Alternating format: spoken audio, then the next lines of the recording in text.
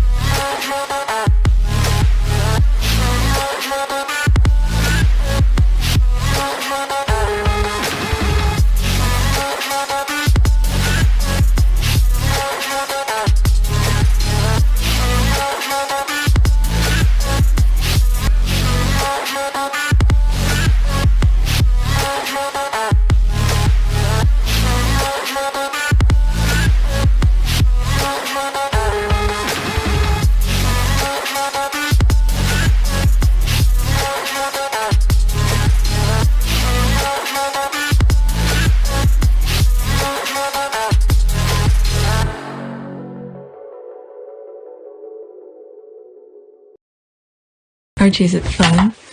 Fun. Fun. After me. Ready? Happy? Happy. New? New? New. Yeah.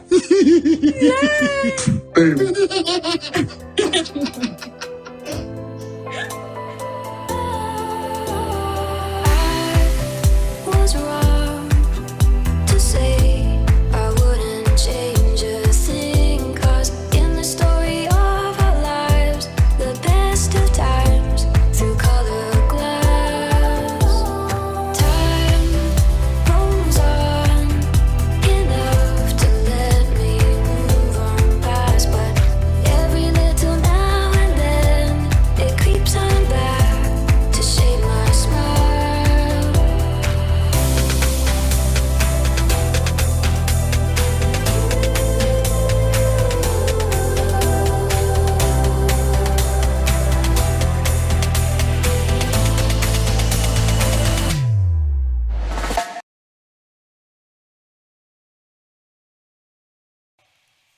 I get all of my passion, inspiration, and energy from young people. And that is from the ages of 6 or 7 in the Caribbean, when you get a 6-year-old turning around to you and telling you exactly how much damage your country and the developed world is causing them, all the way to 28, 30-year-olds who, at some point in their life, have already a better understanding of duty and service than I ever did at that age. Because it's all about giving back. So yeah, I think that, look, lots of people say that, oh, your job of traveling the world is wonderful. Of course it's wonderful.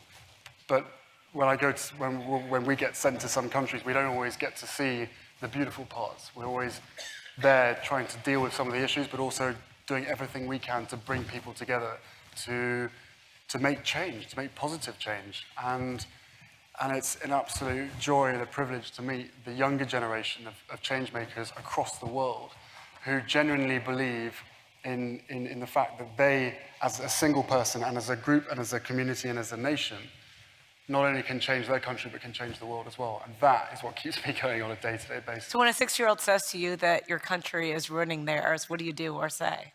Agree with them slightly.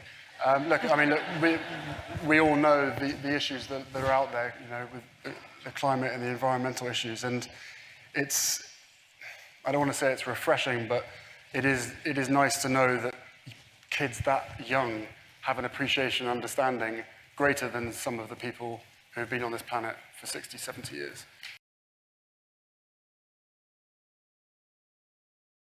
And then later that night, But doesn't the Queen get to do, doesn't the Queen get to do what the Queen wants to do?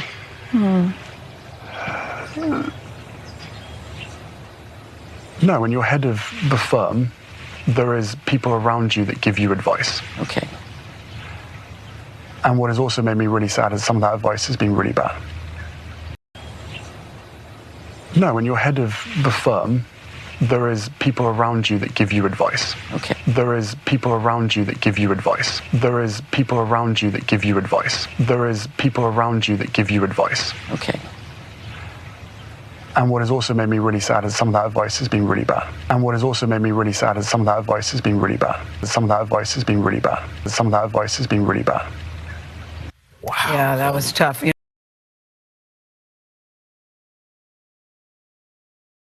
So since I'm reading this, I decided to record it, and I'll just show a screenshot, and the link will be in the description. I'm trying to stay away from Twitter, but I come across this article and I thought I should read it. And while I started reading it, I was like, you know what, let me just record it. All right, so I'll show you the screenshot of it, and the link will be in the description. So the political failure of the monarchy by Jonathan Lees, published March 11, 2021. All right, with the Duke and Duchess of Sussex, the British royal family had an opportunity to change itself and, in a small way, to change Britain, but did not take it, says Jonathan Lees. When commentators talk about the magic of monarchy, normally they mean its fairy tale resonance and ancient mystics. The more opposite magic is the institution ability both to be sufficiently dull and sufficiently interesting. The monarchy's central contradiction is its reason for survival. It functions both as soap opera and an organ of state. Without the former, it sinks into obscurity. Without the latter, it cannot formally exist. Oh my God. Over many decades, its genius has been to compartmentalize those functions and equilibrium. To Harry and Meghan's story set one function against the other. It is not a mere human dynastic magic or simply an expose of prejudice within a family and its inability to respect mental health. It is the wholesale political failure of the nation's oldest institution. Oh, Lord. Okay, the article continues, the personal and political. All right, the Duchess of Sussex story is quite different from that of Diana, Princess of Wales. Meghan Markle enters the royal family as an outsider, racially, socially, and by nationality, while Diana was embedded in the English aristocracy, and yet both recounted their suffocation by an institution which embodies for some stability and continuity, and for others entrenched hierarchy. One of the hardest elements of the Duke and Duchess of Sussex interview with Oprah Winfrey was that the royal family seems not to have learned the lesson of what happened to Diana. For all the progress of recent years, the Queen's acknowledgement of British oppression in Ireland, William and Harry's championing of LGBT issues, and openly discussing their mental health, the firm seems as indifferent to Meghan's suffering as it had to her late mother-in-law's. The palace should have empathized with a woman's struggle to adapt to her new life amidst a campaign of racist media bullying, but it should also have been wise. It must remember that Diana did not only suffer, she fought back. Shoo, this is powerful. She fought back. There was no reason to think that Meghan will not eventually break under pressure or will remain silent out of deference or gratitude. The palace fell on human level, but not helping Meghan, but also politically by underestimating her.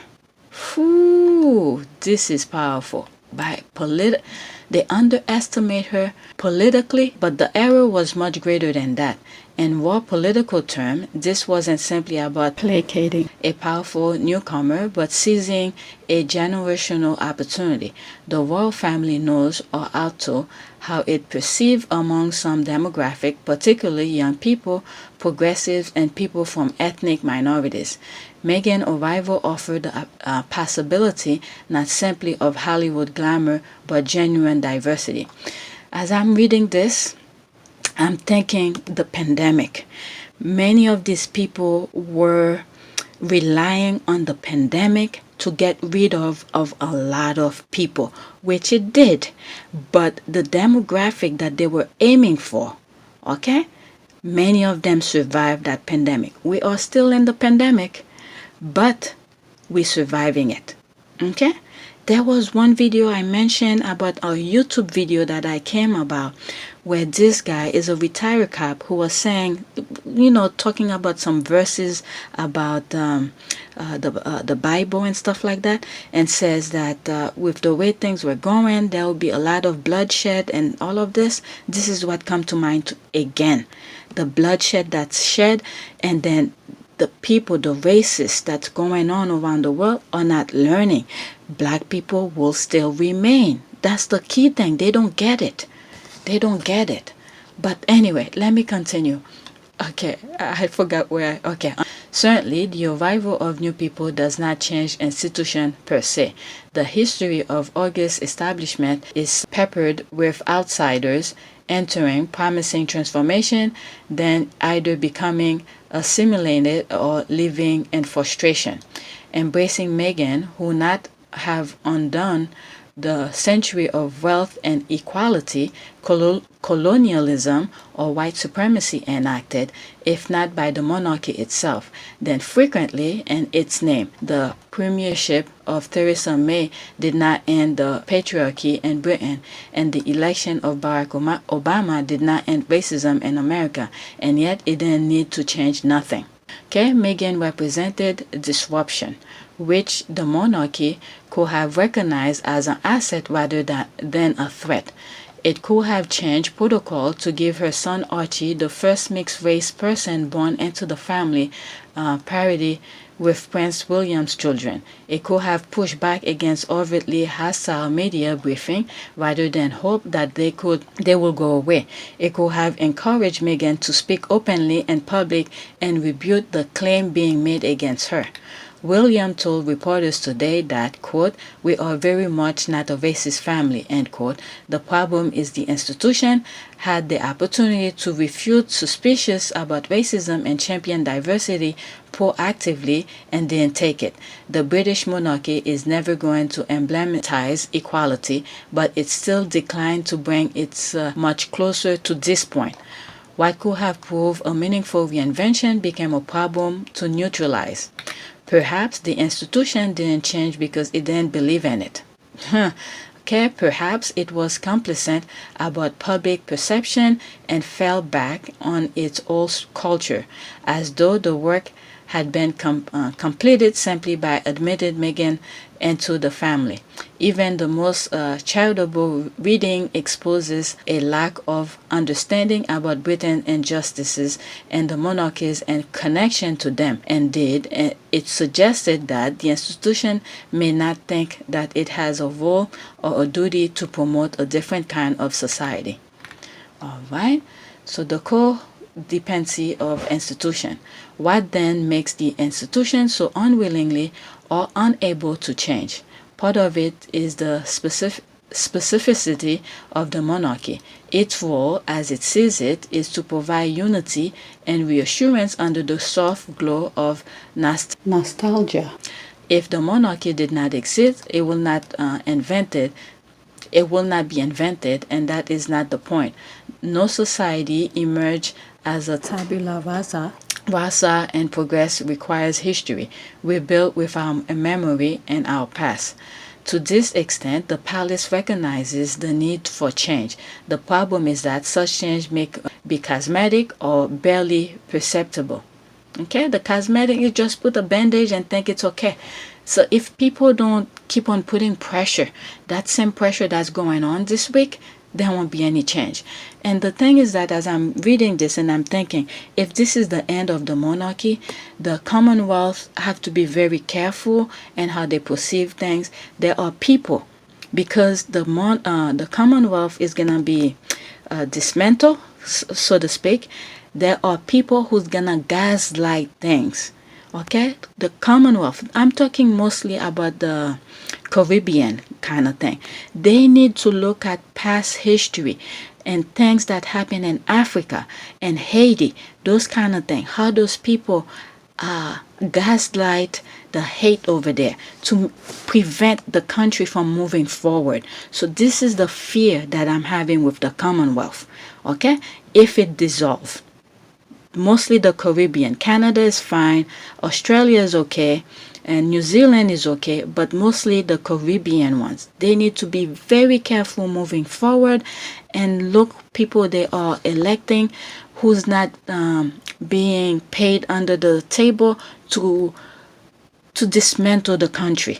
Okay? Just look at past experiences. Haiti is a perfect example. Haiti and then a lot of countries in Africa. All right. So that's my fear for the Commonwealth, some of the Commonwealth countries.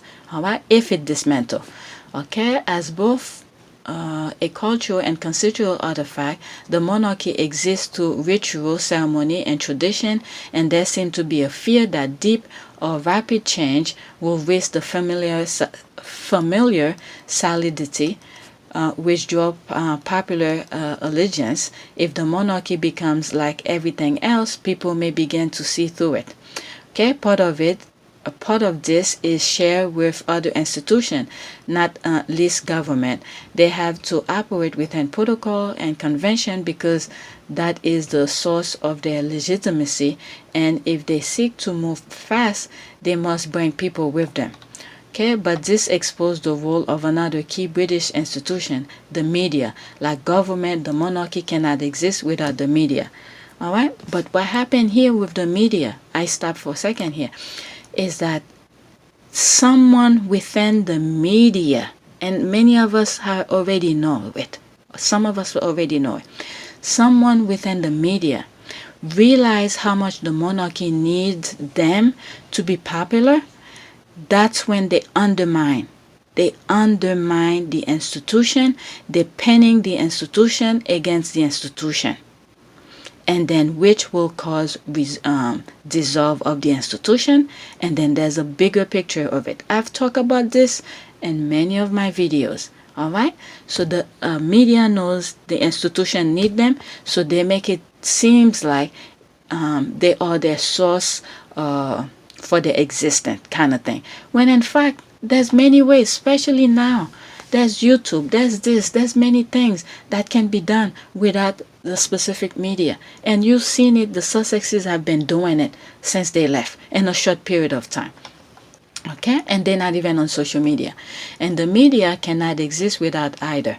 Okay, the entanglement of British society explains the elusiveness of its progress. Our key institutions depend on each other for survival. Okay, I didn't even read that part. This is it. Survival, and each fears pulling the first thread.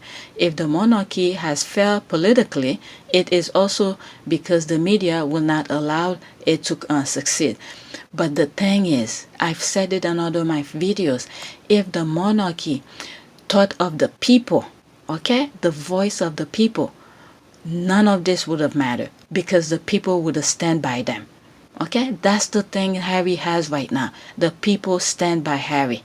Okay, Harry eloquently addressed the media role when he describes the entrapment of his father and brother within the royal family and the quote control by fear, end quote, exercised by the British tabloid.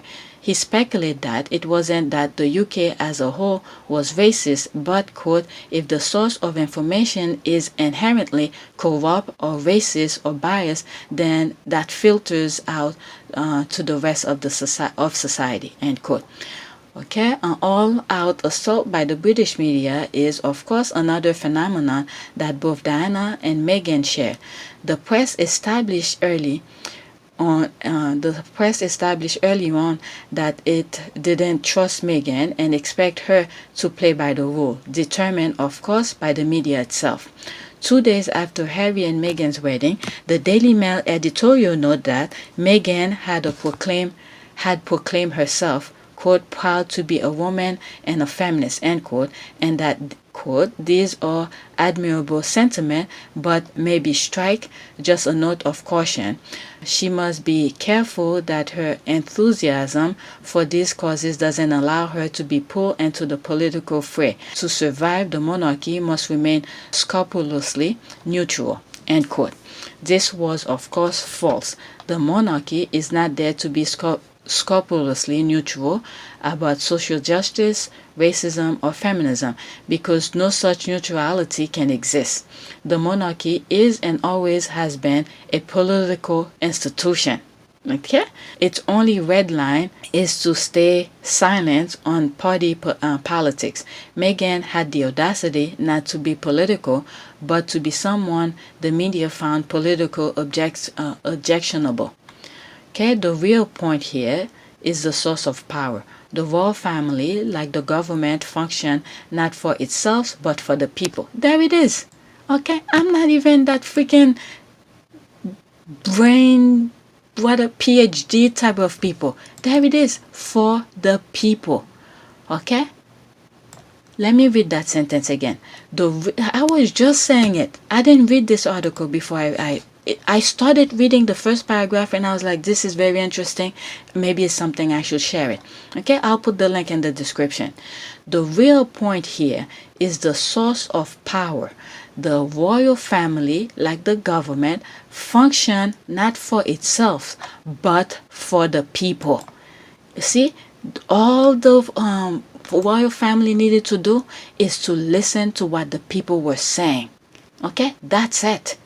And just go by it. This is exactly what Harry did, and look at this. He got the world on his back by his side. If a majority actively supported abolition, then the monarchy will not survive.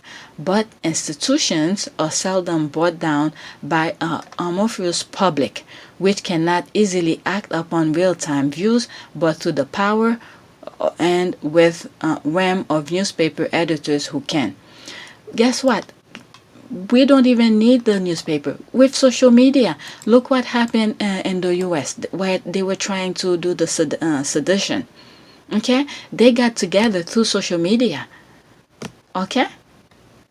That's all I'm saying here. I'm not saying for people to do that, but whatever. I'm not in the UK. Okay? It's up to the UK to think about it and the Commonwealth. I'm out, but I'm just saying as an example. All right, collective failure. Senior member of the monarchy may not be the country's greatest victim, but a gilded cage is still a cage. Okay, when I read this, I'm thinking of the men in gray suit, the courtiers. Okay, people, when they do an investigation, they should do investigation with the courtiers. Okay, who was advising who on what, and what were they saying to the queen? Why were they saying it? What were their reason for saying it? Because from far away, from afar, I saw they were penning. I didn't even hear Harry's things until a couple days later. And it was even part of the special where Harry said they were advising his grandmother the wrong way. They were not good advice. There is people around you that give you advice. Okay. And what has also made me really sad is some of that advice has been really bad. And what has also made me really sad is some of that advice has been really bad. I saw that. Okay? Let me see here. Let me continue. Harry and Meghan were trapped within a network of co-dependency. The monarchy needed them to boost its public image, and they needed the monarchy to provide protection and financial assistance. Neither worked. My goodness, when you think about it, what they did to him, and for someone who served his country, this is heartbreaking. This should not be acceptable. All military people should at least cry out foul. For someone who gave his life, I mean not give his life, but put his life on the line for the country. And this is how they treated him. Okay? The story of Harry and Meghan's royal life is one one of failure. The monarchy had the chance to change itself and in a small way to change Britain and could not. Terrified of losing public relevance and affection, it rejected the steps to guarantee both. Wow, this article is putting everything that I was saying in perfect perspective. In the end, the royal family will have to answer for the role it played in the couple's distress. But the political failure goes far beyond them. Harry and Meghan were driven from this country by prejudice, and this is an indictment not just of a family, but a nation. Okay? It was, when you hear those people on TV, on some radios, I'm across the pond, you will think it's the entire country. You would think it's the entire country, but so many people stay quiet. You didn't know there were so many of them in there that were against what was going on. So, and that's it. That's the end of the article. By byline. Who wrote this? I think something Jonathan Liss. Alright, I'll put the link in the description. I'm just reading it and I'm recording it on my phone. I'm not even recording the screenshot. My screen. So I wanted to get off Twitter really quick, and then I saw that article and I said I have to share it with you. So this is probably gonna be a video by itself. Alright, please take a moment to subscribe, like, and share.